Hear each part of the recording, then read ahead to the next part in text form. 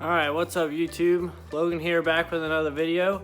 And I said in the next video that we'd be putting the head on the Z, but I don't think that's gonna happen. So I got these head gaskets in the mail, and basically they weren't what was pictured in the ad. I know I took a risk, I bought some cheap parts, but you see this is just all metal, and the OEM gasket, it has a rubberized like embossment that helps with sealing. So I ordered an OEM replacement, not that expensive, it was 40 bucks, and for the insurance to know that it's good and it's not gonna leak is well worth the money. And in order to fund stuff like this, you gotta do stuff like this. So this is my fiance's cousin's car. We're good friends, and it needs an oil change, an overall checkup. I'm gonna go through like an eyeball alignment, make sure it's not out of whack, rotate the tires if necessary, check brakes and stuff, check for engine fault codes, and get a new oil and filter in it. I'm not gonna bore you guys with that stuff. I just wanna let you know what I was doing. We actually have one more car to do today. Good friend of mine, same deal. He's got a Dakota, the V8 Dodge Dakota. We're gonna get a new oil filter in that and do the same checkup, just so he knows what he needs to take care of at a later date if that's the case. So I'm gonna get this done real quick, and then I'll catch back with you after that.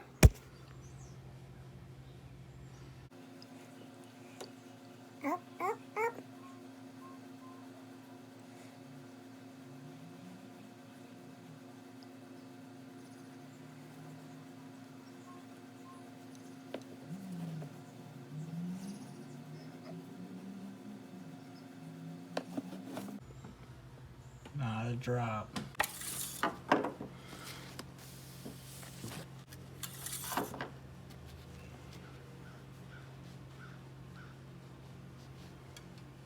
Very nice.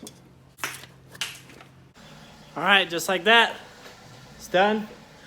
Put $25 towards the Z. On to the next one. All right, so we got the last car returned, back to the owner at work. We got the Dodge Dakota here. It's a V8. And there's a few things about this car that I just don't like, and it's simply design flaws that are just indicative of somebody not really thinking when they're doing something. They're just not thinking. Let me show you. Here's your oil drain plug.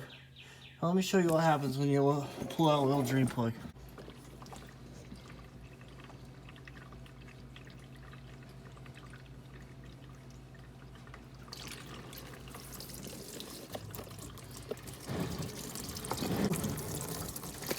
Look at this.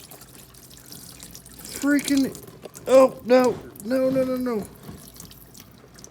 Freaking idiotic. Look at that. There's oil everywhere. Look at all this oil. And this is not a small drain pan. This is big. And it just hits this cross member and just fans out. I mean, you've seen it. It's impossible to catch it all. Freaking sucks. What do you think's gonna happen when I turn this oil filter loose?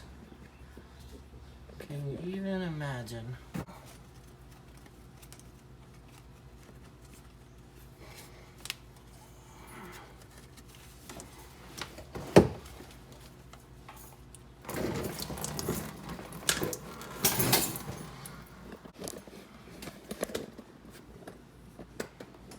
It's on everything.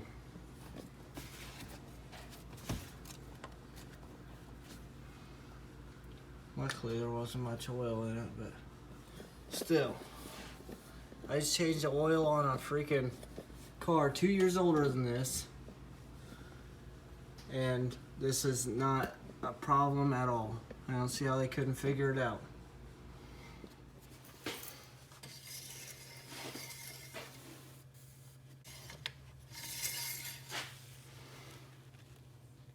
Very good.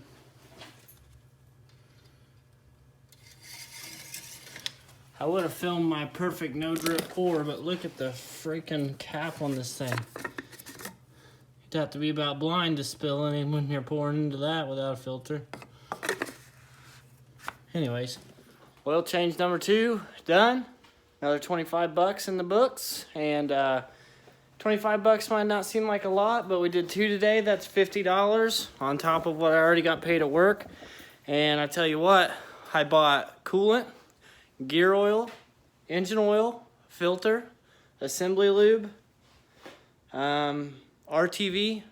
Those are just fluids and supplies, not even counting real parts for this car. And I spent every bit of that 50 bucks. So when you're working on a budget and you're trying to get extra money to put into this that's outside of your budgeted money, you know, with bills and everything like that, it really helps. And $50 goes a really long way. I think we had, I bought cheap gear lube because it's a welded diff, and they're a dime a dozen. I'm not really protecting much. Cheaper than that. I think we had $10 in gear oil, 2 quarts. And then we had $10 in a filter, 20, $25 in oil, so 45, and then 1 gallon of coolant because I already had some, so I think that was like 12 bucks, so 37, and then a thing of RTV, that's like 7 bucks, so 44. And then we had a $5 thing of assembly lube. So look at that, $49. And I guarantee you I'm missing something even from what I just listed before. But just like that, I spent that money, but they got a lot of stuff. I mean, that essentially got everything that we need to get this thing back together and get it drift ready, because we got to get the diff welded. Without a welded diff, these cars, they'll drift, but they'll randomly not lock up, and you'll straighten up, and you don't want that. So I'm gonna get this car back to its owner, and I'll catch back up with you after that. All right, YouTube, if you can't tell by my attire, we are done working for today. I'm gonna head to bed, get some sleep. We'll hit it again tomorrow when I get off work. We are waiting on parts. I wanted to get that new head gasket, like I said earlier. I don't want to risk it. I didn't get a good feeling when I opened that head gasket. I saw get an OEM one for 40 bucks. I just ordered it.